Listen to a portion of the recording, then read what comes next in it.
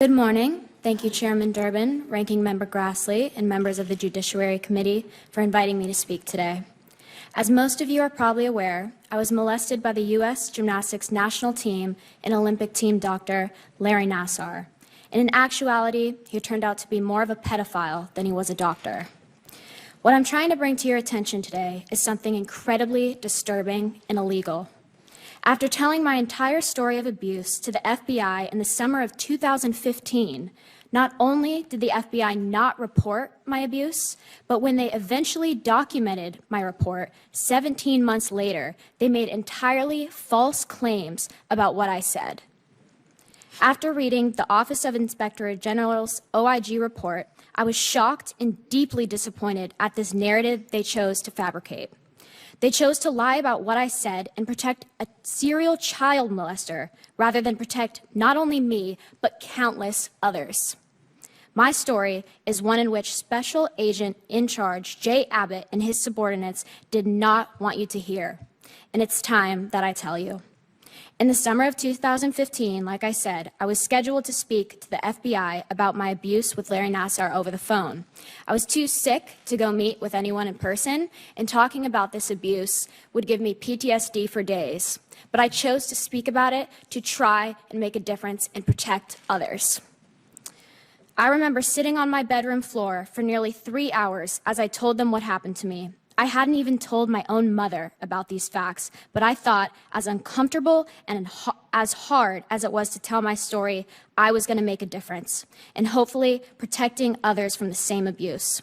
I answered all of their questions honestly and clearly, and I disclosed all of my molestations I had endured by Nassar to them in extreme detail. They told me to start from the beginning. I told them about the sport of gymnastics, how you make the national team, and how I came to meet Larry Nassar when I was 13 at a Texas camp. I told him that the first thing Larry Nassar ever said to me was to change into shorts with no underwear because that would make it easier for him to work on me. And within minutes, he had his fingers in my vagina. The FBI then immediately asked, "Did he insert his fingers into your rectum?" I said, "No, he never did." They asked if he used gloves. I said, "No, he never did." They asked if this treatment ever helped me. I said, "No, it never did." This treatment was 100% abuse and never gave me any relief.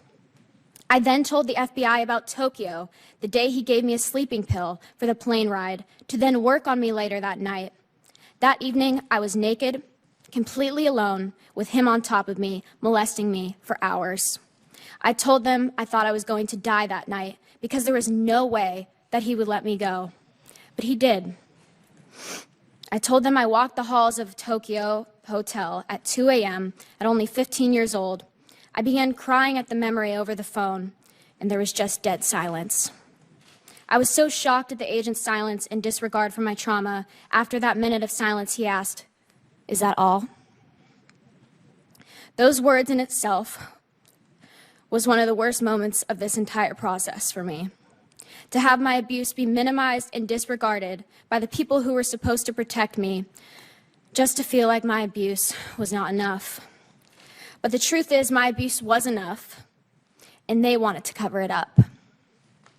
I don't go for the white privilege thing. It's a system of white supremacy that protects white criminals. It protects their image. It protects them. Just like that white rapist Brock Turner. The dude raped a chick outside behind a dumpster. Just some old, and I think he did. He fingered the woman. It was just some vile shit he did, and he got a slap on the wrist. And I saw one of the media outlets making excuses for him. Well, it was like, well, technically, it wasn't really rape because in the state of California, rape is designated as forcibly inserting the penis. Okay. Daniel Drill Mellum was a good-looking 21-year-old senior. He had the reputation of a wealthy fraternity boy who once interned with Minnesota's governor. I kind of introduced myself to him, and we're all kind of standing around drinking together in a group. First impression? Didn't think much. He did start grabbing me at a certain point. but because my friend had told me he was gay, I figured that he was just being a little too drunk and overly friendly. About 30 minutes later, Abby says Daniel asked her to help grab some more alcohol from his apartment just across the street. At first, I kind of resisted and said no a few times. I didn't really know him. But of course, the prospect of going for a few minutes and then coming back didn't seem that dangerous. Do you kind of feel like you had this kind of a blind trust? At that point, I had never had any reason to not trust friends of friends, especially in the middle of the day. There weren't any red flags for me. Abby eventually agrees, and the two head toward Daniel's apartment. Do you remember the walk? Not really. I was told that I seemed happy, I was smiling. So I was having a very fun day. When did the fun turn? The fun turned for me the minute I walked into Daniel Drew Mellum's apartment. I would say that's when I immediately knew that there was something wrong. Like Jekyll and Hyde, different person than you experienced before? Yes, his personality changed within seconds in the apartment. He kept calling in the doors to make sure that no one was there. Like saying, anyone home, anyone home? Like, You know, and he'd look around and then he'd shut the door, and I felt very uncomfortable with that. Although her gut was telling her to get out of there, Abby says she didn't want to appear rude, so she reluctantly stayed. If I was near the door, I didn't really think that there would be a problem. but there was. There was. Abby noticed 2 pre-poured shots sitting on the kitchen counter. He'd picked up the shots from the counter and he said, "Let's drink these." I said no. And he started backing me towards the wall with the shot glass in his hand. The shots were supposedly pure vodka, but police reports reveal neither Abby nor the glasses were tested for any date rape drugs. You guys take the shots? I don't remember. That's the one point of my memory that's missing. Abby blacked out. When she came to, sheer terror. She was pinned down on Daniel's bed, and he was ripping her clothes off. I had never experienced terror at that level before. Abby begged and pleaded through tears for Daniel to stop. He enjoyed that I was upset. She says she was so desperate, at one point she tried to make a deal with Daniel, claiming she actually offered to perform oral sex. Abby says she felt she was negotiating for her life. What you felt you had to do to survive is in violation of what any human being should have to feel. I was hysterical. But Abby says Daniel wouldn't stop. Was he violent? Yes. Violent does not begin to describe the vicious attack. Abby says Daniel left claw marks all over her body, bit large chunks of flesh out of her breasts, and stuck his fist so far down her mouth, he sliced open part of her tongue. It's almost like everything is going in slow motion. Abby says she was paralyzed with fear, but she was determined to survive. He had raped me 2 times at that point, and I had started fighting him. Finally, Daniel gets mad and lets Abby go. She runs for her life and dials 911. You raped me. Do you know his name? I know him. You know him? I know him. Do you know where he is right now? Yeah, I think he's still in his apartment. I just want to see a doctor. Abby is rushed to the hospital. The sexual assault nurse on call that day reportedly described Abby's injuries as some of the worst she had seen in her 15 years of service. But the Minneapolis police weren't quite convinced it was rape. The questions that I was being asked were not respectful, and Like what? asking me whether or not I said the word no. I told him over and over again that I was begging with Daniel, that I was pleading for him to let me go, and he told me, "Well, you didn't say no." Do you feel like the detective believed you? No. I think that he did once he heard about the injuries. Police arrest Daniel Drew Mellum and charge him with rape. And then a twist no one saw coming. Before Abby's bite marks heal or the scratch marks fade, I got a phone call from the detective telling me that they were not going to press charges. up next, the secretly recorded phone call that changes everything. That's it. Fun and terror goes hand in hand with the white supremacists. They've made terror fun. You dig?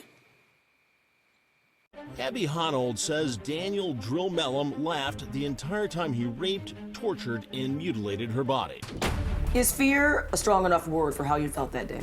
I don't know a strong enough word for what I was experiencing. The 19-year-old student did everything a rape victim was supposed to do. She went to the hospital and reported the assault to Minneapolis police. Hours later, Daniel, the wealthy frat boy, is arrested. You were in pain. It was excruciating. I'd never had pain like that before. But just 2 days later, the unthinkable. Police let Daniel go free. Before my injuries from that event were even healed, they decided that they weren't going to pursue any further action. It just blew my mind. And you won't believe why. Abby says a detective calls her and says he heard her admit the sex with Daniel was consensual. Do you go limp? I did physically fall down to the floor. The things that he was saying to me were horrible and mean. Like what? He said that he'd heard me confessing that I was a liar and that I'd made it up. He told me over and over again that he had heard me say the word consensual, and I knew I would have never used that word.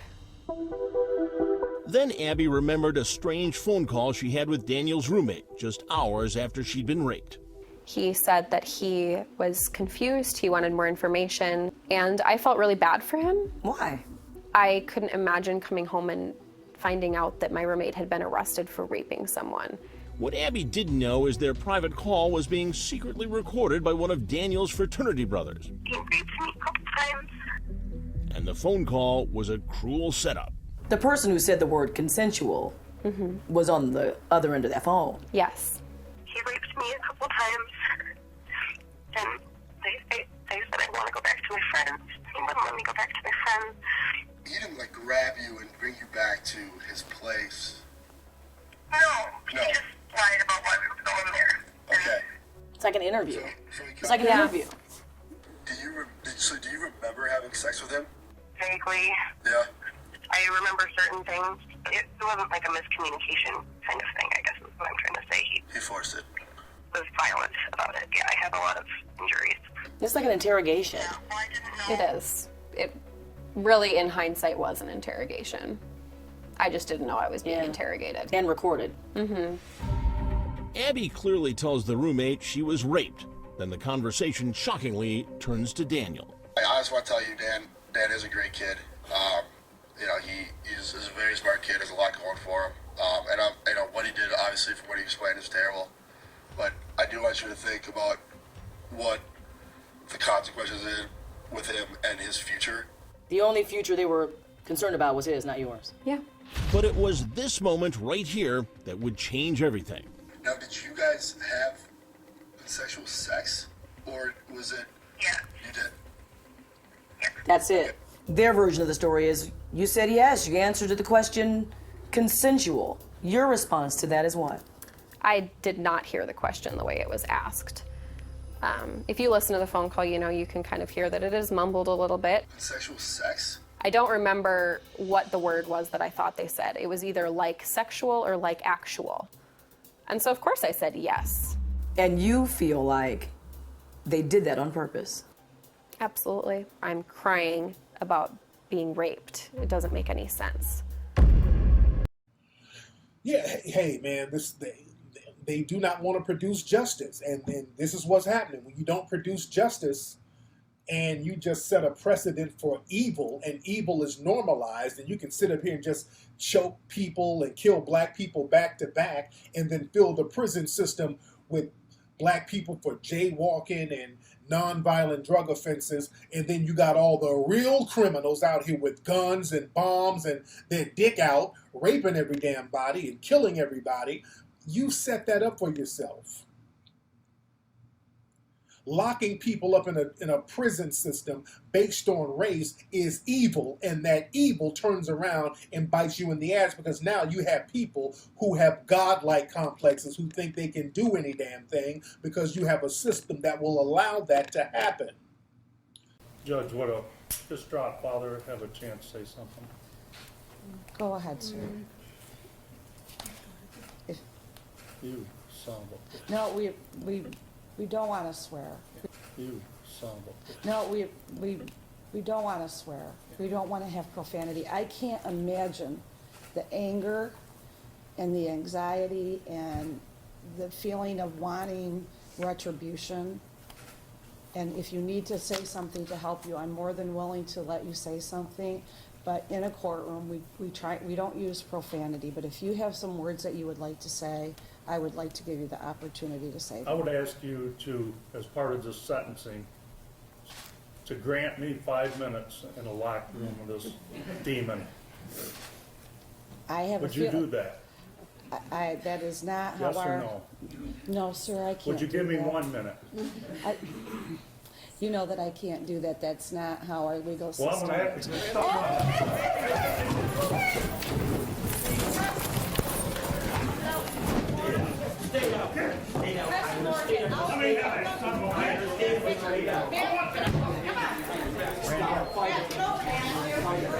I want that son of a bitch. Behind your back. Give me 1 minute with that bastard. Go ahead. You're good.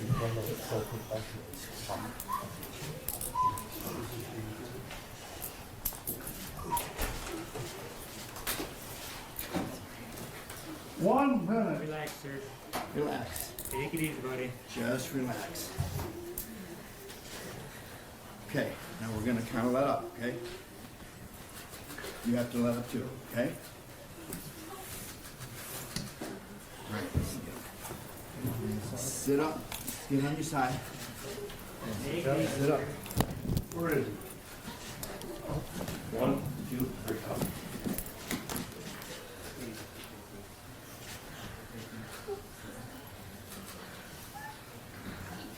What if this happened to you guys?